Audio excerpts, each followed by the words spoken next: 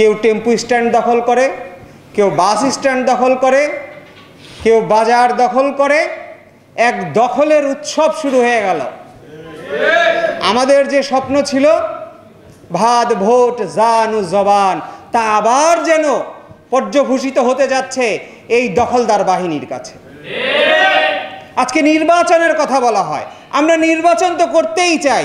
নির্বাচন ছিল না বলেই তো বাংলাদেশের মানুষ তাদের প্রতিনিধি নির্বাচন করতে পারে নাই। আমরা ভোট দিতে চাই, নির্বাচন করতে চাই, কিন্তু ভাই কোন দেশে নির্বাচন করব, কোন পরিস্থিতিতে আমরা নির্বাচন করব, যেই পরিস্থিতিতে আমার এখনো পর্যন্ত ভাত ভোট জান ও জবানের কোনো অধিকার সুপ্রতিষ্ঠিত হয় নাই সেই দেশে।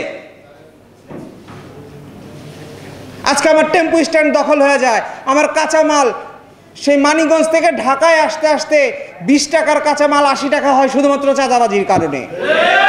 সেই দেশে আমি ভোটে যাব, আমার ভোটে আমি সঠিকভাবে প্রচারণা চালাইতে পারবো, আমি নিরাপদ থাকব। শক্তিশালী বাহিনী যারা আছে, যাদেরকে আমরা বড় দল হিসেবে চিনি, তাদের কাছে আমরা যে আবার নিগ্রহের শিকার হব না, সেই গ্যারান্টি কি এই সরকার আমাদেরকে দিতে পারে?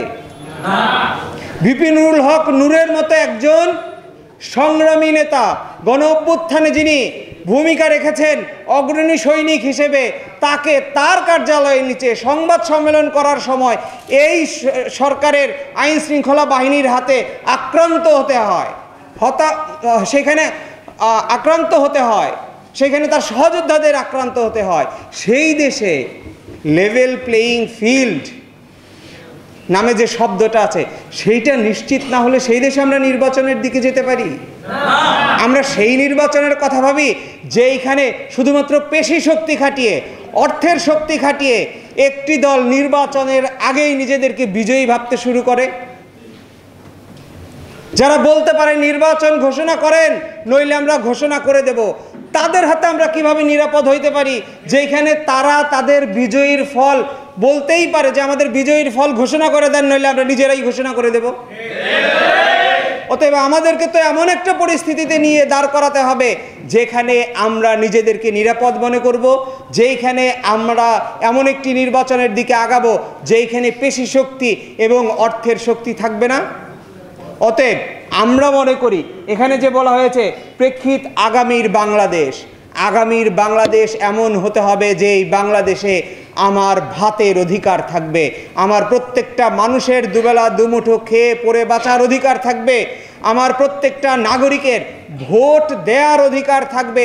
সে তার স্বাধীনতায় তার মতো করে তার প্রতিনিধি নির্বাচন করতে পারবে এবং তিনি যেখানে ভোট দিচ্ছে সেটি গণনা করা হবে এবং তিনি নির্বাচিত হবেন। যিনি অধিক ভোট পাবেন তিনি নির্বাচিত হবেন, সেই নিশ্চয়তা পেতে হবে। তো আমরা দেখা গেল আমরা আমাদের মতো করে ভোট দিলাম, কিন্তু সরকার যেইভাবে একটি শক্তির কাছে জিম্মি হয়ে যাচ্ছে, সেইখানে তারা তাদের মতো করে ফল ঘোষণা করে দিলে আমাদের কি আর কিছু করার থাকবে? অতএব আমরা এমন নির্বাচন তো চাই না, আমরা অবশ্যই নির্বাচন চাই, তবে সেই নির্বাচন চাই যেই নির্বাচনে আমার দেশের জনগণের ভোটের অধিকার প্রতিষ্ঠিত হবে, যেখানে আমার দেশের জনগণ তার মত প্রকাশ করতে গিয়ে, তার অধিকার প্রতিষ্ঠিত করতে গিয়ে আর জীবন দিতে হবে না। আমরা অনেক জীবন দিয়েছি, আর আমরা জীবন দিতে চাই না, এবার আমরা অধিকার চাই।